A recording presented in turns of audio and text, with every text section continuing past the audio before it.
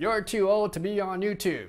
What are you doing TikTok? You're like 40. When I first started putting out my content out there, I thought I was maybe too old for all of this stuff. And maybe you feel like you're too old. I have clients who are 23 who feel like they're too old. They should have kissed a girl by now. They should have done all these things. I have clients in their 50s who are like, I'm divorced. I feel like I missed out on all this adventure I could have had, when I was married. So no matter where you are now, you gotta remember, like, this I'm too old thing is really just an illusion.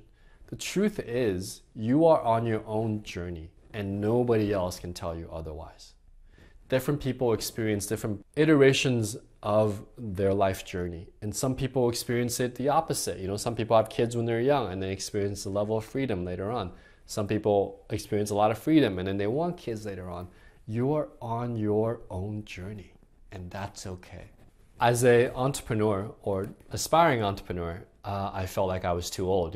I'm in my late 30s. I should be getting a job and having a family, especially with Asian culture.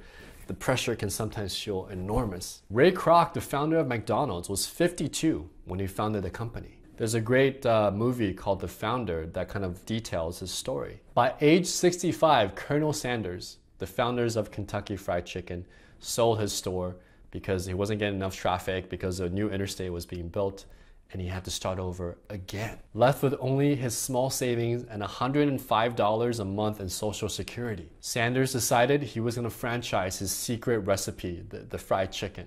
And he traveled the whole country, going to restaurants, sleeping in his car, trying to franchise his idea of KFC. After many, many years, right? It took a lot of time in the beginning, but he started establishing his franchise. And guess what? It became a huge success late in his life. The founder of Honda started out building piston rings for bicycles. His first application to Toyota, they said it wasn't good enough. Then the World War, his factory was bombed. He would pick up oil cans that the Americans left, calling them gifts from the gods, and use those oil cans to produce raw materials. An earthquake leveled his factory. So many things happened to Mr. Honda, but he persisted. He later on won the Emperor's Award for best design for his, I think it was a Super Cub motorcycle.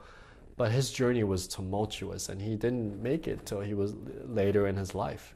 I have clients who found their life partners, in their early 20s.